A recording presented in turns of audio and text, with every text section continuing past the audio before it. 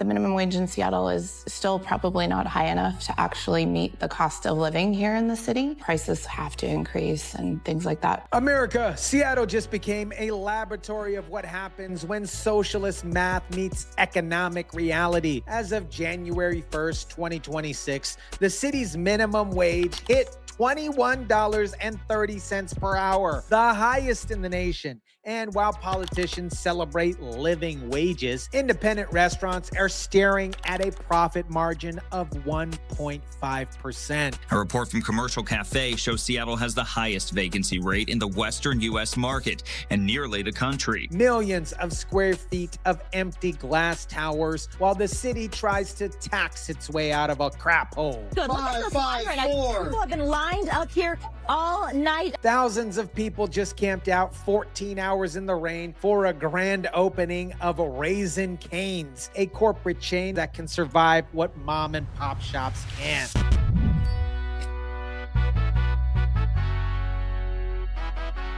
What is up, guys? Tyson DeLaCruz here. Thank you so much for rocking with me. Seattle, absolute masterclass on how to destroy city's economy while claiming you're helping the people, constituents, and workers. Let's break down the numbers that Seattle politicians don't want you to see. Starting January 1st, 2026, Seattle's minimum wage jumped up to $21.30 an hour. That is not a misspeak. That is $21.30, the highest in America, tied with Washington, D.C. The minimum wage in Seattle is still probably not high enough to actually meet the cost of living here in the city. Prices have to increase and things like that in order to just, make ends meet, if you will. Listen to that logic. It's not high enough. Meanwhile, here's what's actually happening on the ground. Independent restaurants in Seattle are now operating at a 1.5% profit margin. Let me put that in perspective. If you own a restaurant doing $1 million in revenue, which sounds impressive until you actually do the math, you're taking home 16 grand a year after expenses, stress, and all this other crap.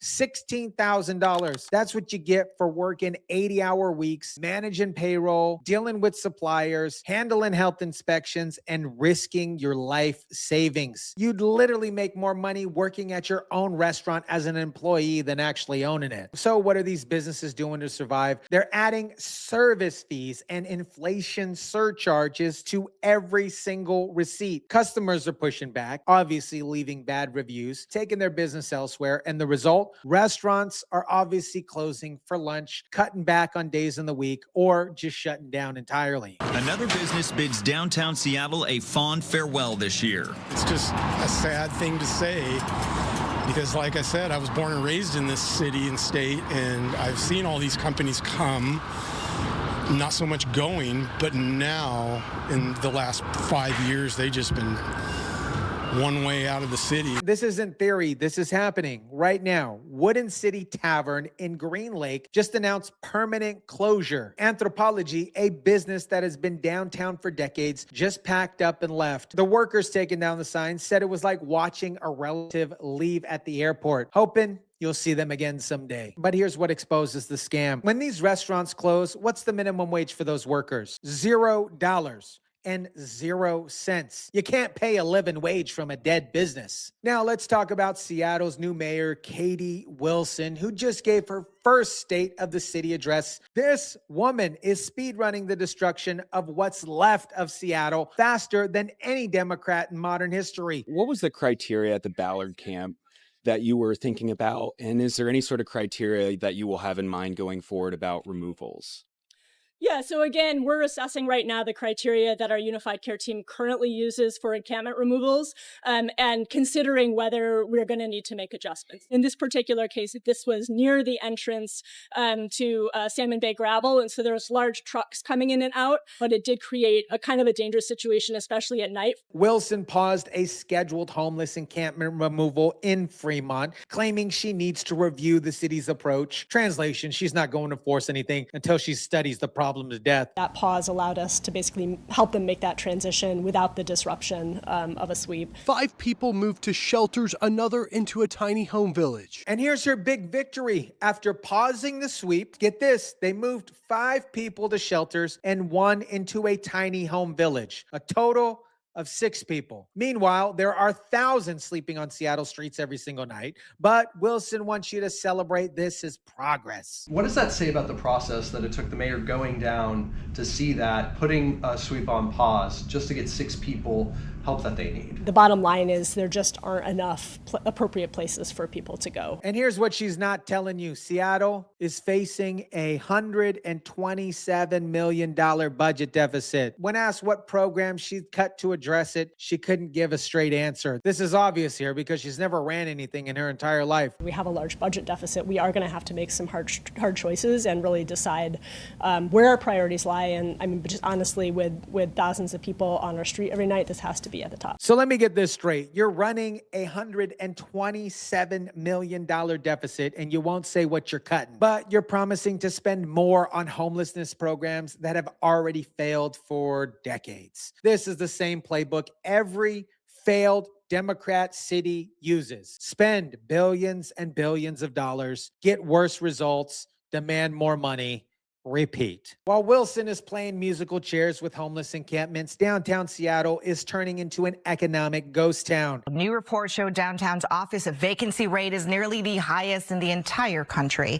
Fox 13's Dan Griffin talked to neighbors, visitors, and workers who say they want businesses to come back and stay there. Let me put that in context. In 2022, it was 22%. That is a 12-point jump in just 3 years. Seattle now has one of the highest vacancy rates in Western U.S. and nearly the highest in the entire country. To me, seeing the storefronts it's kind of sad, really, because it's a beautiful city. I mean, you got the pier right down there and there's empty storefronts. So the question is why? Here's the answer that nobody wants to say out loud. Seattle's policies have made it more expensive to do business here than anywhere else in the region. And our city leaders over the last 5 years have made us less than competitive. It's more expensive to be in Seattle than it is to locate a job in Bellevue, significantly more. So you're probably asking yourself, Tyson, what happens when offices sit empty? Foot traffic dies, the lunch spots close, coffee shops shut down, tax base evaporates, homelessness increases, and the city's response? Raise taxes on businesses that are left to make up for the revenue from the ones that fled. I feel like we are in an emergency situation now. It might not look that way on the surface, but it very much is. This is worse than C-19 for small businesses because at least during the pandemic, there was hopes of things returning to normal. Now, the new normal is empty buildings, closed up shops, and the city government that thinks the solution is more taxes and more regulations. Now, here's where this story gets really interesting. In the middle of all this local business apocalypse, Raising Cane's, the chicken finger joint, just had a grand opening in Seattle, and the turnout, absolutely insane. Out last night, and I'm going to bring in some people who have been camping out. Hi! Right now they're actually giving out raffles. How are you feeling right now? I'm good. I'm excited. Yeah? How long have you guys been out here for? Lily and I have been here since 8:30 p.m. Yeah? Zesty liberals camping out at 8:30 p.m. the night before just to get in line for some chicken fingers. 14 hours in the rain for corporate fast food. While across the street, another independent restaurant is putting up a for lease sign. Really excited. Ready to get my box combo. What's in a box combo for folks who might not be familiar with Raising Cane's? That's a great question. I wasn't expecting that question. Let's see. We got our, I believe, chicken tenders.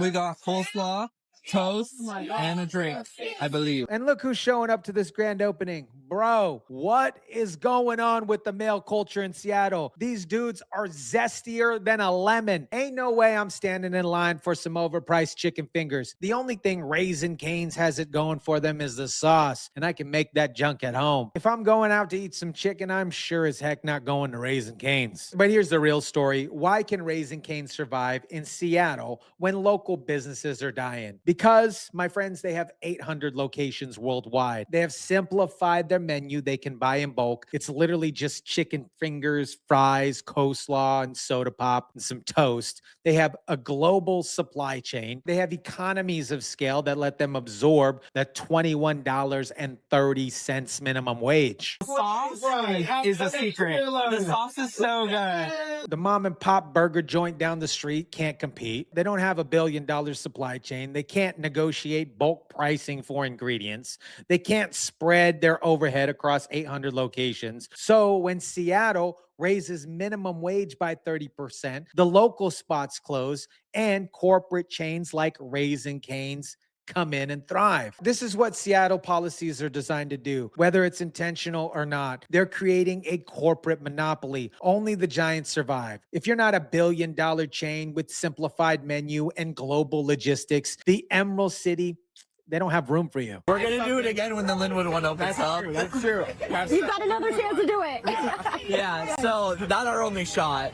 So it's fine. Plus we get free swag. And the Zesty McMuffins, they're so desperate for something new, they'll camp out overnight and do it again because all the local spots they used to love, they're gone. Let me quickly connect the dots here because this is the pattern that we see in every Democrat-run city in America. Seattle is obviously just the most extreme example. Step 1, raise the minimum wage to unsustainable levels while claiming you're helping workers. Step 2, watch small businesses close down because they can't afford labor costs. Step 3, blame greedy business owners for not paying workers enough. Step 4, raise taxes to fund homelessness programs that don't actually work. Step 5, watch more businesses leave, create a budget deficit. Step 6, raise taxes again to cover the deficit. Repeat until your city actually crumbles. One way out, that's Seattle's story. Businesses leaving, taxpayers fleeing, office buildings sitting empty, and a mayor who thinks the solution is to review the problem while spending money the city doesn't actually have. You know, we're going to be working with our Office of Economic Development, other city departments, and continuing the work that I was doing during the campaign of talking with small business owners and really figuring out what is that suite of policies and programs that the city can advance to make it easier to start and run a small business in Seattle. Translation here, guys. More communities, more studies, more bureaucracy, and zero actual relief. Meanwhile, the minimum wage keeps climbing, the regulations keep piling up, and the only businesses that can survive are corporate chains with deep pockets. America, Seattle just proved that you can't legislate prosperity, you can't tax your way to wealth, and you can't regulate your way to a thriving economy. The city raised minimum wage to $21.30 an hour, the highest in America, and independent restaurants are operating at a 1.5% profit margin. Downtown office vacancies hit 34%, second worst in the nation. And in the middle of this local business graveyard, thousands of Zesties camped out overnight for a corporate chicken finger chain. Mayor Katie Wilson is facing a $127 million deficit, won't say what she's going to cut, and thinks pausing encampment sweeps to help 6 people is actually progress. Meanwhile, businesses are fleeing to Bellevue because Seattle has made itself the most expensive, most regulated, most hostile environment for entrepreneurs in the Western United States. This is the socialist math experiment in real time. Raise wages, lose business, lose tax revenue, raise taxes, raise more taxes, lose more business. It is an absolute death spiral, and Seattle is showing every other city in America what exactly not to do. The losers? Every single independent business owner who took a risk, invested their savings, and believed in the American dream. Let me know what you think about this. Drop it down in the comment section down below. Smash the like button if you kindly would. Share, subscribe, and as always, guys, I'll catch you on the next one.